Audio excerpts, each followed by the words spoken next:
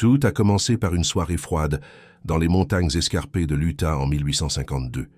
La neige recouvrait le sol, étouffant le bruit du cheval d'Élise qui galopait à travers la forêt dense.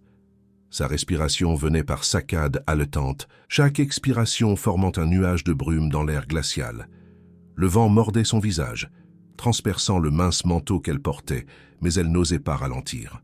Derrière elle, la silhouette sombre de Cedar City fumait, une fumée noire s'élevant dans le ciel gris d'hiver, sinistre rappel du massacre auquel elle avait miraculeusement échappé. Le gang de William Parton était arrivé sans avertissement, tuant sans discrimination, et pillant tout ce qui se trouvait à portée de main. Les parents d'Élise étaient tombés lors de l'attaque, et maintenant, avec rien d'autre que la peur et le désespoir pour la pousser, elle s'enfonçait plus profondément dans la nature sauvage. La forêt était étrangement silencieuse. Le bruissement habituel des feuilles, remplacé par le craquement des branches gelées sous le poids de la neige. Alors que la nuit tombait, la température chutait davantage. Élise ralentit finalement son cheval, l'épuisement et le froid pesant lourdement sur elle. Elle avait semé le gang pour l'instant, mais elle savait que ce n'était qu'une question, de temps avant qu'il ne retrouve sa piste. Seule, effrayée et profondément en territoire inconnu, Élise n'avait qu'une seule pensée, survivre. Elle descendit prudemment de cheval, ses jambes tremblant à cause du froid et de la chevauchée. En attachant son cheval à un arbre proche, elle jeta un coup d'œil autour d'elle, examinant son environnement. La forêt était une mer blanche, la neige reflétant la pâle lumière de la lune. Si vous appréciez cette aventure palpitante, dans les contrées sauvages de l'Ouest américain, n'oubliez pas de vous abonner à notre chaîne pour plus d'histoires captivantes. Laissez un commentaire pour nous dire d'où vous nous suivez et partagez vos impressions sur le périple d'Élise face à l'adversité. Chaque son semblait amplifié dans le silence, chacun de ses mouvements laissant une trace claire derrière, elle dans la neige immaculée. Trouvant une petite clairière où elle pourrait se reposer, Élise s'assit le dos contre un gros rocher, serrant la sacoche de cuir usé de son père, la seule chose qu'elle avait réussi à saisir avant de s'enfuir. À l'intérieur se trouvaient quelques provisions, à peine suffisantes pour durer quelques jours. Des larmes lui piquaient les yeux, mais elle les refoula. Il n'y avait pas de temps pour le chagrin, pas de temps pour la peur. Le froid s'infiltrait.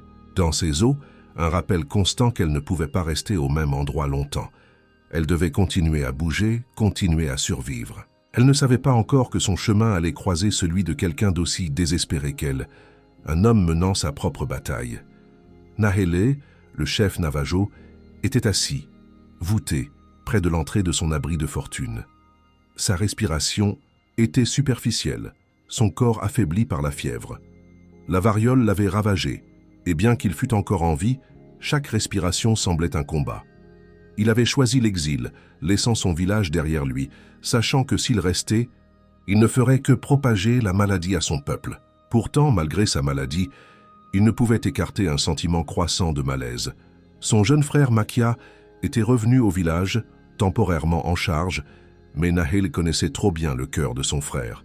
Makia était ambitieux, toujours désireux de prouver qu'il était plus fort, plus méritant du leadership. Le temps pressait, et si Nahele ne revenait pas bientôt, il craignait que Makia ne prenne des mesures qui pourraient fracturer la tribu. Un bruissement dans la forêt sortit Nahele de ses pensées. Trop faible pour se lever, il saisit le couteau à côté de lui, sa vision se troublant légèrement à cause de la fièvre. Ses doigts se resserrèrent autour du manche, prêts pour ce qui pourrait émerger des ombres. Puis, à travers les broussailles, une silhouette apparut, une femme à la peau pâle, avec un regard sauvage et effrayé dans les yeux. Elle se figea quand elle le vit. Le cœur d'Élise battait la chamade. Alors qu'elle fixait l'homme devant elle, un Indien. Son premier instinct fut de se retourner et de fuir, mais quelque chose dans son état la fit hésiter. Ses yeux, bien que brûlants de fièvre, n'étaient pas remplis d'hostilité mais d'épuisement. Ils semblaient brisés. La peur l'étreignait, mais autre chose aussi, une lueur d'empathie. Il n'était pas une menace, pas dans cet état, et quelque chose dans son isolement lui rappelait elle-même. Elle savait ce que c'était que d'être seule, laissée pour affronter un monde impitoyable. Pouvait-elle vraiment partir, sachant qu'elle pourrait être sa seule chance de survie? Son esprit s'emballait de pensées contradictoires. L'aider signifiait rester plus longtemps, risquer que William ne retrouve sa piste. Mais le laisser semblait injuste. Elle ne pourrait pas vivre avec elle-même si elle l'abandonnait à mourir ici, seule dans la forêt. Prenant une profonde respiration, elle choisit la compassion plutôt que la peur. Soigneusement, elle s'agenouilla à côté de lui et tendit sa gourde. « Tenez !» chuchota-t-elle, lui offrant de l'eau. Nahel hésita, sa fierté luttant contre son besoin. Mais la soif l'emporta et il accepta la gourde, buvant lentement. Chaque gorgée semblait ramener une étincelle de vie dans ses yeux. Pendant un bref instant, la peur entre eux s'estompa. Il n'y avait pas de langage, pas de compréhension partagée. Juste deux personnes, toutes deux seules, s'accrochant toutes deux à la survie. Mais à l'arrière de l'esprit d'Élise, la peur demeurait. Elle savait qu'elle ne pouvait pas rester, ici longtemps. William Partin était toujours là-bas, la chassant. Et cet homme, elle ne savait même pas qui il était encore. Pourtant, pour des raisons qu'elle ne pouvait expliquer, elle ne partit pas.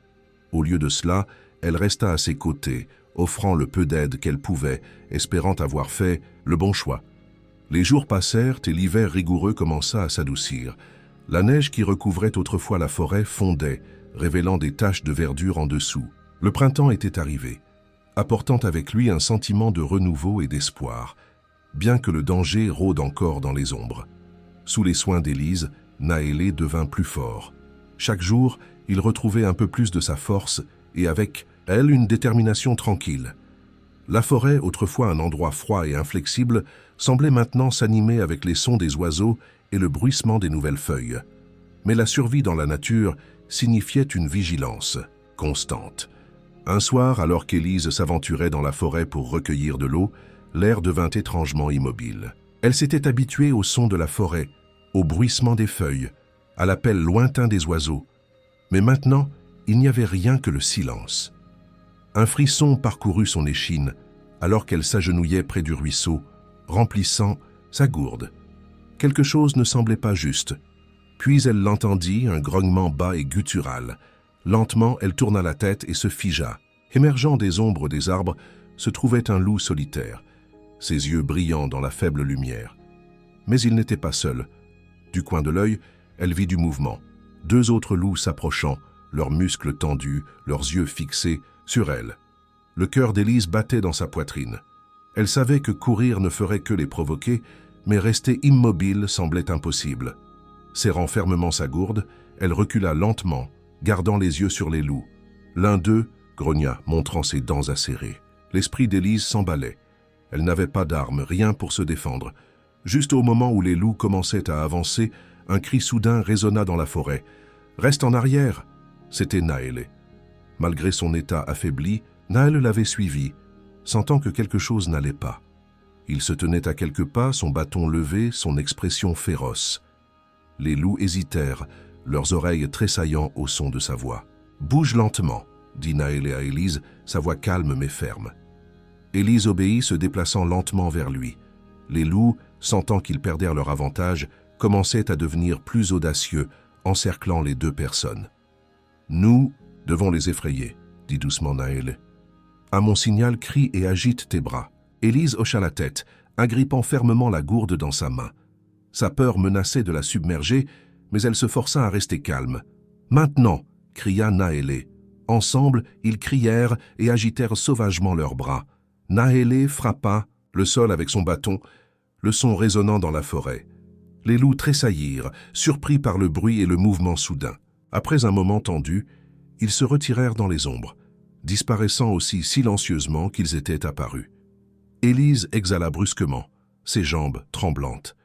Elle se tourna vers Nahélé, ses yeux écarquillés par un mélange de peur et de gratitude. « Merci.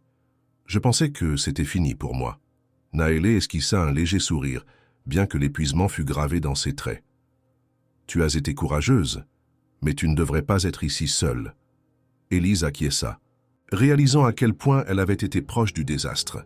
« Je ne ferai plus cette erreur. » Alors qu'il retournait au campement, Élise ne pouvait s'empêcher de ressentir un nouveau respect pour Nahélé.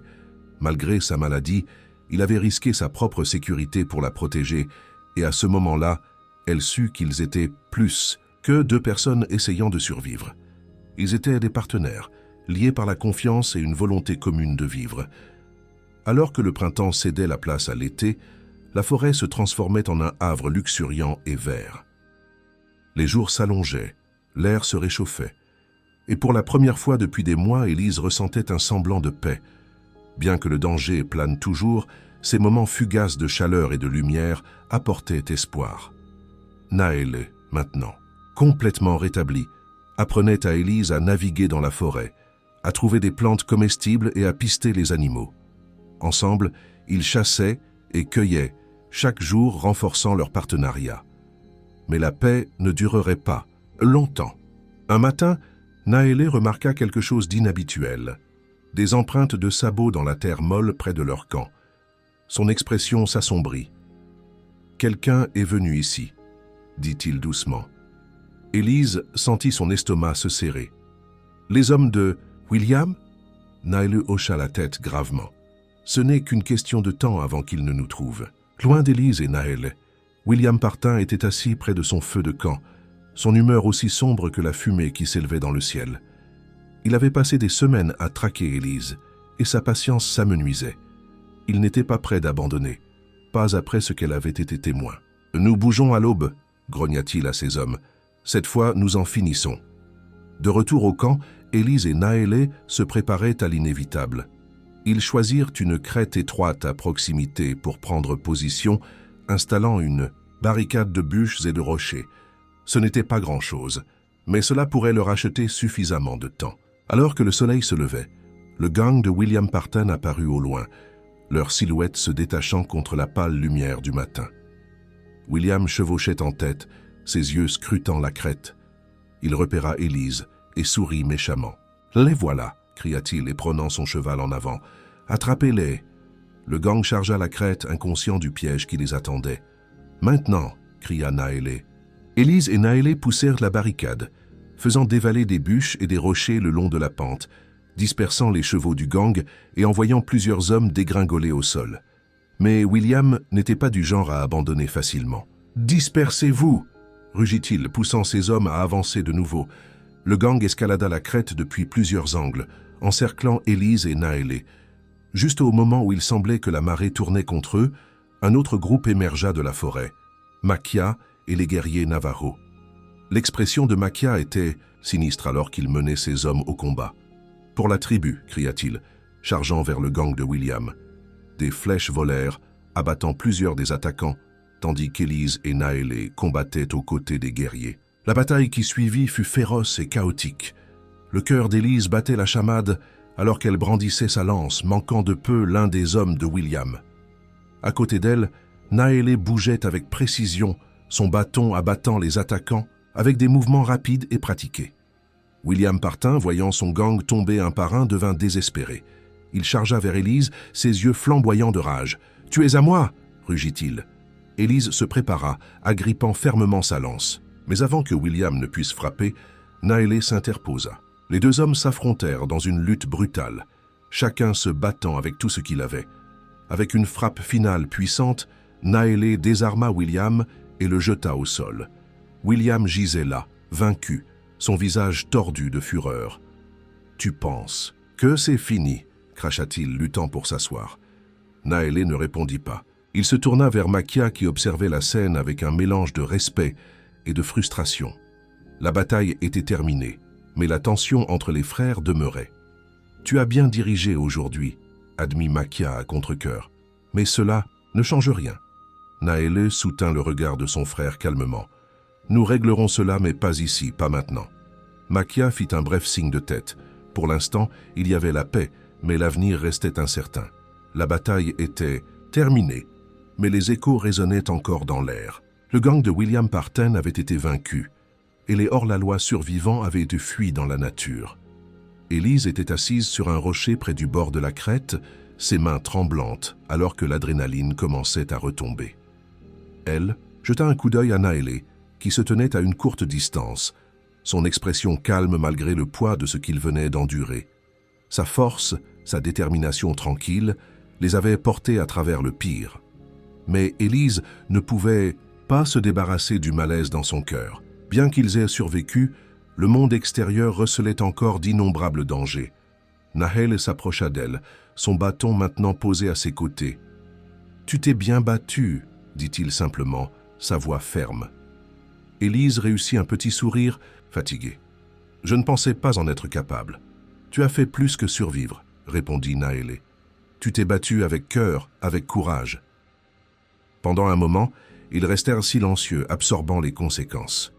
La forêt, autrefois remplie des sons du chaos, était redevenue calme. Les corps des hommes tombés de William gisaient éparpillés sur la crête, et les guerriers de Maquia s'occupèrent de leurs blessés.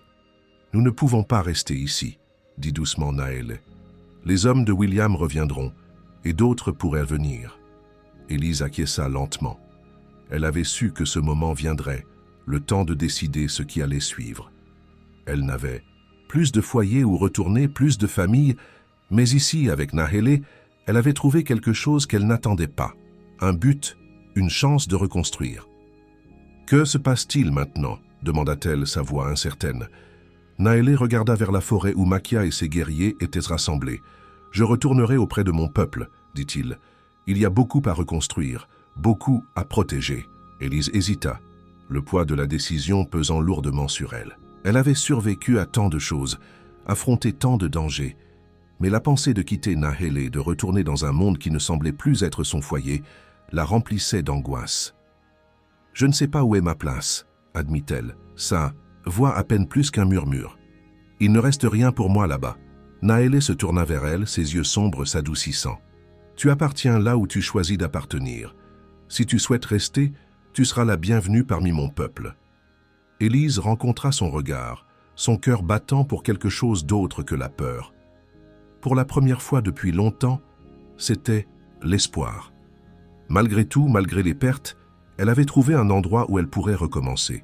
« Je resterai, » dit-elle fermement, « si vous voulez bien de moi. » Naélé sourit légèrement, une expression rare mais authentique. Ensemble, nous survivons. Dans les jours qui suivirent, Élise et Naélé retournèrent au village Navajo. Le voyage ne fut pas sans défi, mais à chaque pas, ils devinrent plus forts ensemble. Les villageois accueillirent le retour de Naélé avec soulagement. Bien, que la tension avec Maquia demeure. Mais pour l'instant, il y avait la paix, et avec la paix venait l'espoir. Élise commença à s'intégrer dans le mode de vie Navajo, apprenant leur langue, leurs coutumes et leurs traditions. Elle devint non seulement une invitée, mais une partie de la communauté, reliant deux mondes qui semblaient autrefois si éloignés. Et bien que l'avenir fût incertain, une chose était claire. Ensemble, Élise et Naélé avaient trouvé quelque chose qui valait la peine de se battre. Dans un monde rempli de dangers et de divisions, ils avaient découvert la confiance, le courage et l'amour. Si vous avez apprécié cette histoire de survie, de confiance et de résilience, cliquez sur le bouton « J'aime » et abonnez-vous pour plus de récits incroyables. Auriez-vous fait les mêmes choix qu'Élise? Faites-le nous savoir dans les commentaires ci-dessous.